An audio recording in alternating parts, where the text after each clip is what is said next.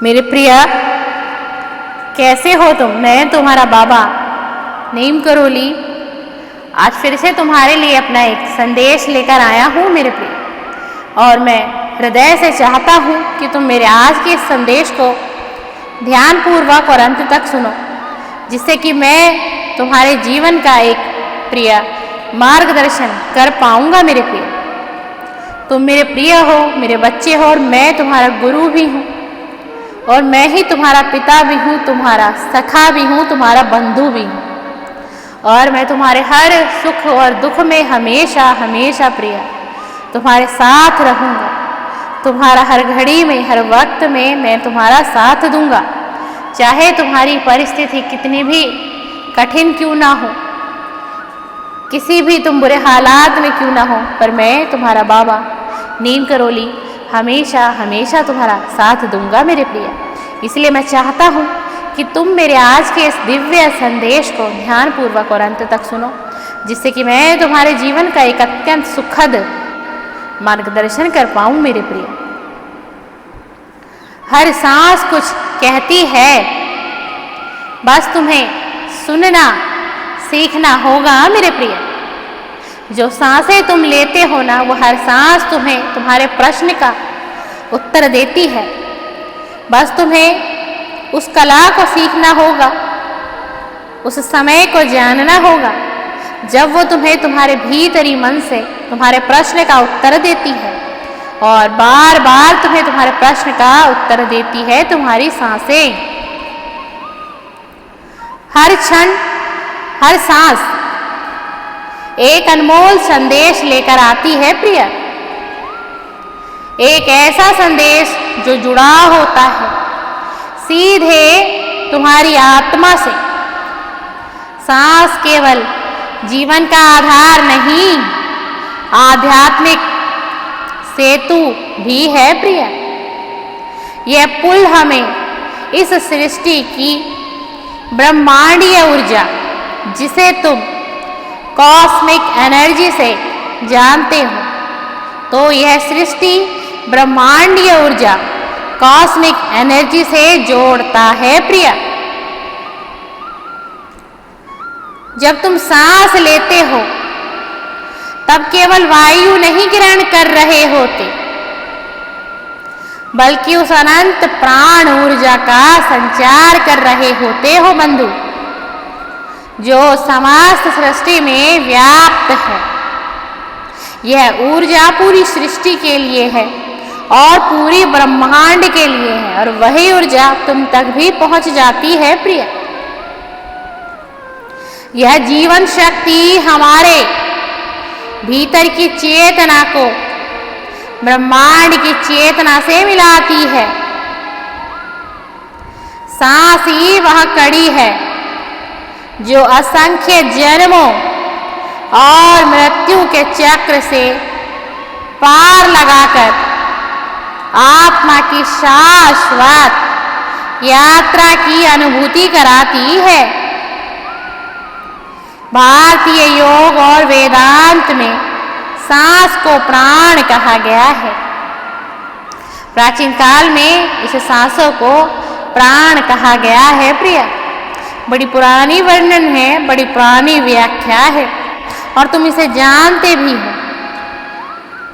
वह दिव्य ऊर्जा जो हमारे शरीर को जीवित करती है और मन, शरीर, आत्मा के बीच सामंजस्य स्थापित करती है प्रिय। यह प्राण न केवल शारीरिक जीवन का आधार है, बल्कि यह हमारी चेतना को विस्तार देने वाली आध्यात्मिक शक्ति भी है।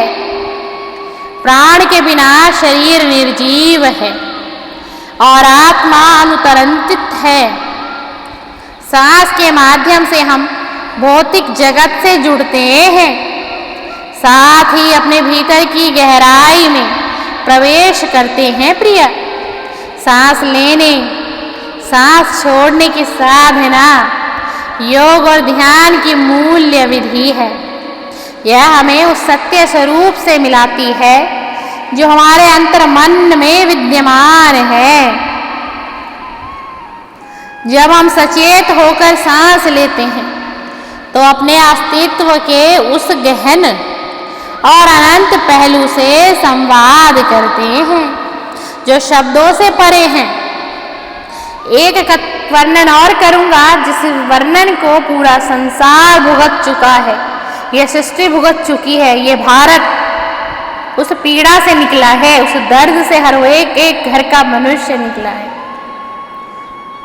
कोविड जैसी महामारी ने हमें यह आभास कराया कि जीवन कितना नाजुक है और सांस की महत्ता कितनी अनमोल है। प्रिय, कहो कि जीवन कितना नाजुक है। क्या तुम उस महामारी में नहीं समझे? तुमने उस महामारी में किसी अपने को खो दिया जिससे तुम्हारा अत्यंत गहरा प्रेम था, और कुछ लोगों ने अपने परिवार के सदस्यों को खो दिया जिससे उनका गहरा प्रेम था। तो जानो कि वो सांसें कितनी अनमोल थी उन लोगों के लिए। वो तड़पे एक एक सांस के लिए, वो तड़पे अपनी जिंदगी की भीख को मांग कर, लेकिन उन्हें सांसें नहीं मिली। उस महामारी में न जाने कितने घर उजड़े, न जाने कितने लोग एक दूसरे से बिछड़े, न जाने कितने बच्चे अपनी माताओं से बिछड़ गए।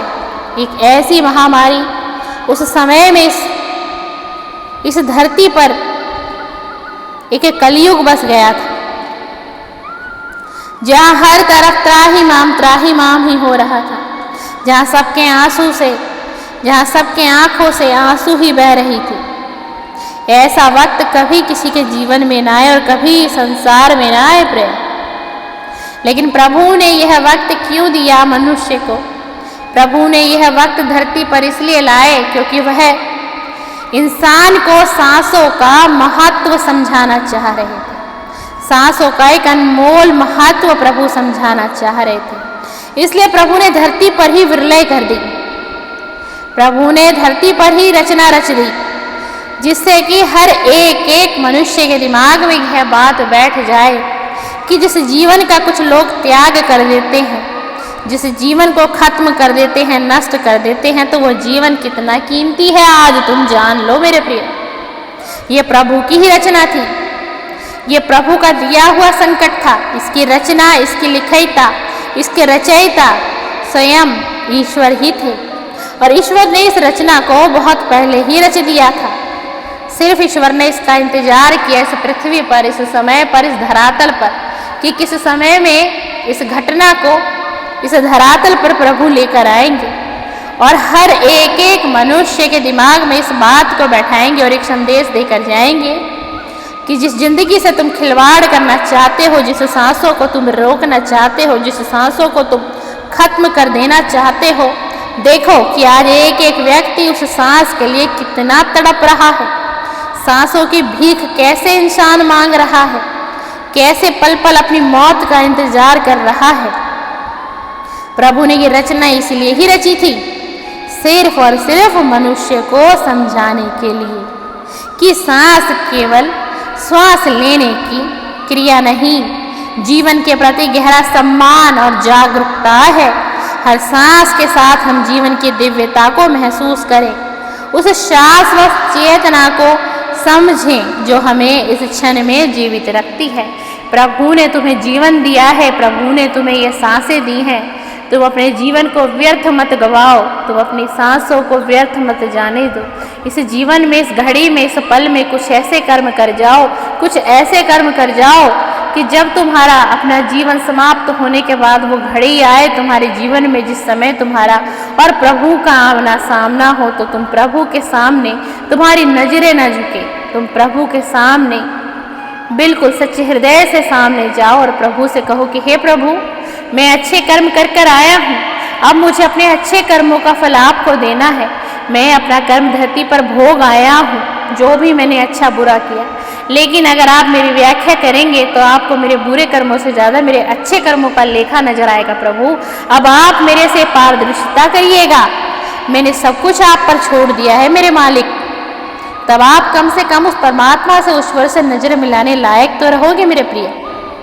मैं तुम्हारा बाबा नीम करोली ऐसे ही आता रहूँगा और हर संदेश के माध्यम से मैं तुमसे जुड़ूंगा और तुम्हें स्वयं से जोड़ लूँगा और तुम्हारा मार्गदर्शन करके जाऊंगा।